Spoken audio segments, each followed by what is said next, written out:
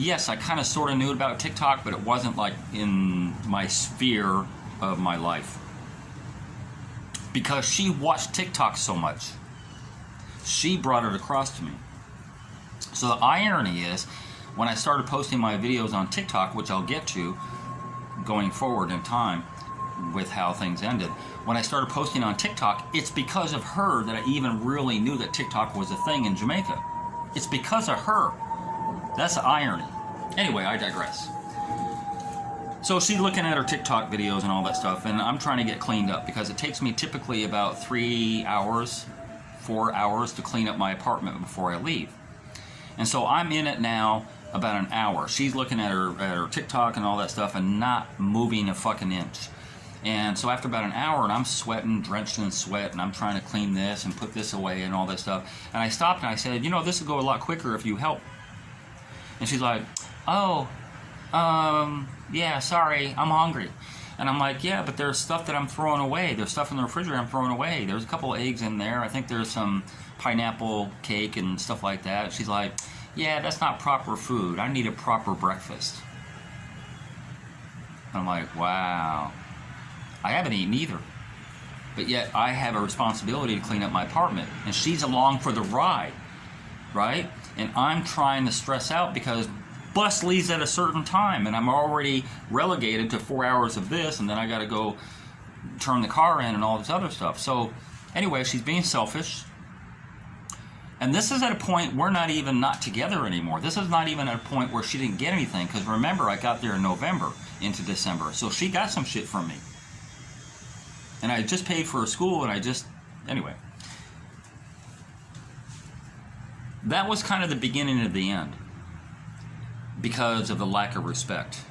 And I really want to go through my other phone, but I don't want to bore you with some of the disrespect that I got from her. Well, I already told you November, December, how she disrespected me with Dane and Michael and all of her actions and all that stuff. But, you know, even getting a simple phone call back or having, you know, like time with her. You know, I didn't get no time with her on that trip. That's why I'm glad she was going to Mobay with me. But not under those circumstances where we have a little tension between us.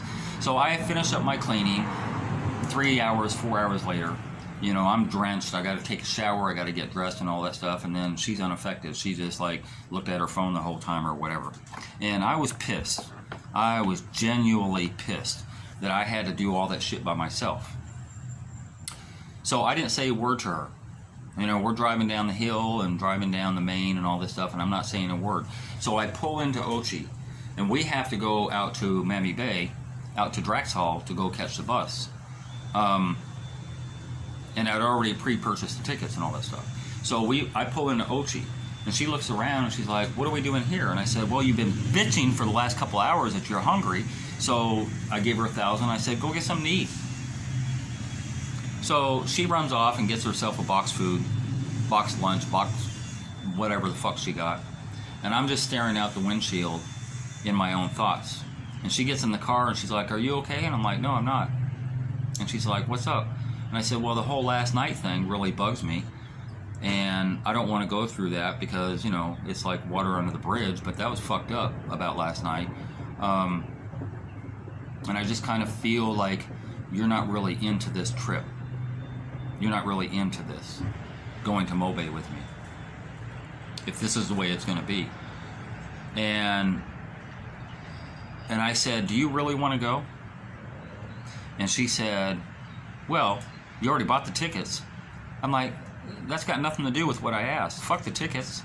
You know, it's like a couple thousand. It's not a big deal. I didn't ask you that. I asked you if you wanted to go.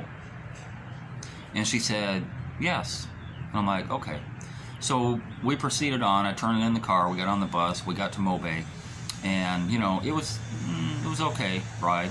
You know, we didn't talk much or whatever. We get to Mobay and we have the same mutual friend who went to the hotel with her on her birthday last year showed up, and we went to go get something to eat. And that kind of broke the ice a little bit, and, you know, we relaxed a little bit, went to get something to eat, the three of us and all that stuff, and then went back to the hotel. And it was an okay evening. The next morning, I'm sitting out on the veranda having my cigarette and my coffee and all that stuff, and there's a table right there next to my chair, and she just gets up on the table with her knees crossed and all that stuff, just wearing panties and bra or whatever, and almost like she was teasing me again, type of thing. And starts chit-chatting with me and this and that, and I'm kind of ignoring. At this point, I'm not even like, I don't know, my mind's fucked up, because on one hand, I love this girl, but on the other hand, she's disrespecting me. So the two are fighting each other. The two feelings that I have are fighting each other. And so at this point, I'm thinking ahead, and I'm not seeing her really make a play on Michael really hard, because I asked her a couple of times, hey, how are you and Michael doing? She's like, yeah, we're okay, she won't tell me any details, and I don't know about Dane. All I know is that he's here, he's in Georgia, and I don't know that he can take up for her, or that he's going to. So I asked her, I said, what did you make when you were at the bank earlier in the year before you left? How much did you make? She said, how much did I clear? And I said, yeah. How much did you take home every week? And she said, 20,000. And I said, sorry, 10,000. So 10,000 a week. So you're making 40,000 a month. So I reached in my pocket and I gave her 80,000. This is after the night I couldn't fill up her titty, because I cared about her survival and her not having to worry about being in school and paying her bills. So I said to her, this 80,000 equates to 2 months. So you got all of January and all of February to pay your bills, and treat this money with respect. So pay yourself 10,000 a week, same as if you were at the bank. Every Friday, I don't know how you're gonna make it happen. She's fairly good with money, but just take up 10,000 every Friday, and that's how much you have to spend. Don't touch the other money until the next Friday. Budget. Oh, thank you, Bobby. I appreciate it. I'm like, yeah, okay. Make sure you hook up with some guy. Take care of your bills. So we walk down to the airport, and I'm putting her on Knutsford to go back, and had already bought her ticket and all that stuff. And Knutsford and the airport are right there next to each other. And it was kind of sprinkling a little bit. So we went up under the canopy of a gas station, get out of the rain and all that stuff. And we're just saying our final goodbyes and all that stuff. And then we hugged each other up, and then she kissed me. It's the first time ever in 5 years, 5+ years, that our lips ever touched each other. She kissed me. So I paid for an $80,000 kiss.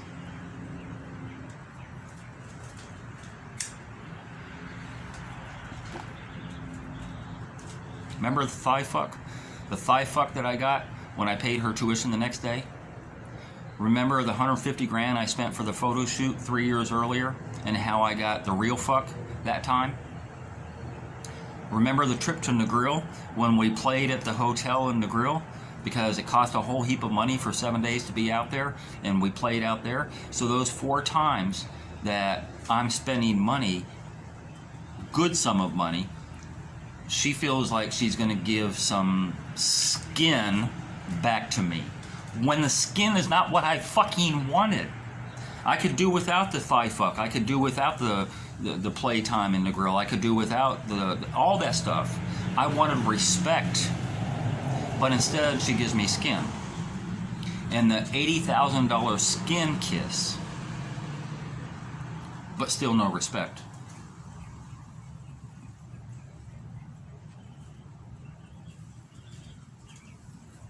And one of the things that really started eating at me is the respect that she showed Dane and Michael and any other guy that came along, because the guys that she has in her phone that she was playing with, with the Rock, the guy in the ganja farmer that she was car fucking and all that stuff, and respecting him, and just respecting every fucking buddy except me.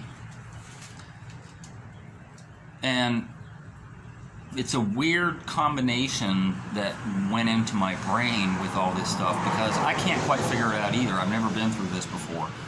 As I said before on another video, when you know somebody so well after 5 years, let's say I dated somebody for 5 years without ever consummating the relationship, right?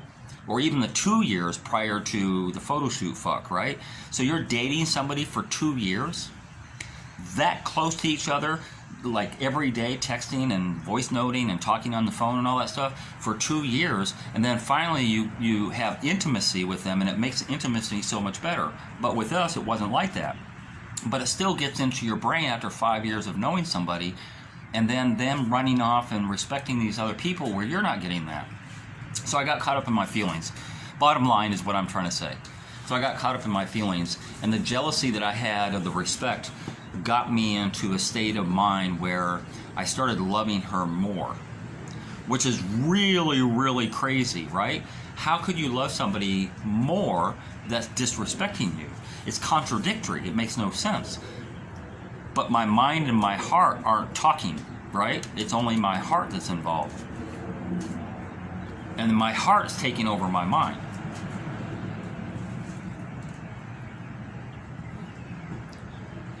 So on Christmas Eve, I wrote her a love letter.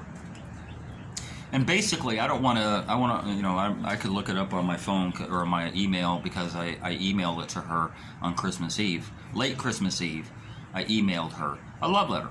Basically, what the letter said, and maybe I'll read it on another video or something, but basically what the love letter said was, that I've known you for 5 years, and I really respect you, and, this and that, da-da-da, and I went on for a while, and it's like, I love you, but guess what?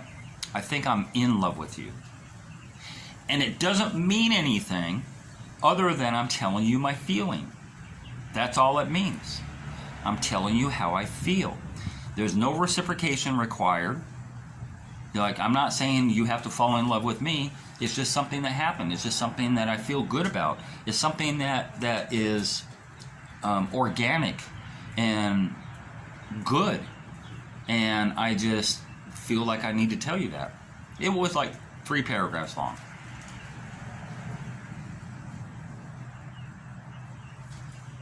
Let's see if I can. I know there was some type of voice note that I had. No, crypto hit me up a couple of times. So here's the thing, and this is just me, pitching like I always, pushing 5, something like that. It was about 5, but send me a damn picture of it. I mean, I spent $50 grand with her material getting her cheap. Got a lot of voice notes. This says, this is December. I gotta go back to April. I'm not gonna bore you with that. I'm taking too much time. What she sent back on the email that I sent her on Christmas Day, she emailed me back. And she's like, basically, and I really want to read the email. I really want to read it. But basically what she said to me was, "Aw, that's so sweet that you feel that way about me. I don't feel that way about you. But you're a Superman without a cape. You're my Superman without the cape." Basically, that's what she said. And it didn't make me feel, I knew from a long time that she didn't love me, because there were times when we had phone conversation and I would say, it's like we're getting ready to hang up. It's like, okay, have a good night. I love you.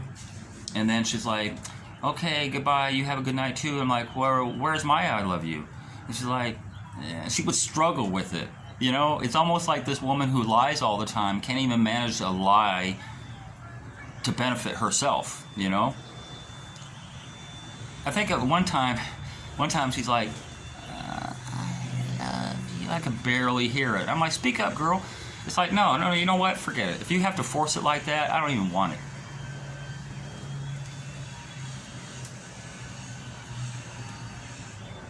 So I was okay with that. I was okay with the fact that she didn't love me. But it didn't preclude the fact that I loved her and that I was in love with her. It was just a deeper love. And that was fucked up, because where that came from was directly related to the respect that she showed Michael and Dane and The Rock and, this guy and that guy, that I saw her respect them with actions and words. And she never respected me with actions or words. Never. So that jealousy that I had of them made me feel even deeper, which is weird, Because with most people, it's like, oh, you don't respect me, but yet you respect these guys, I'm out. And that wasn't me.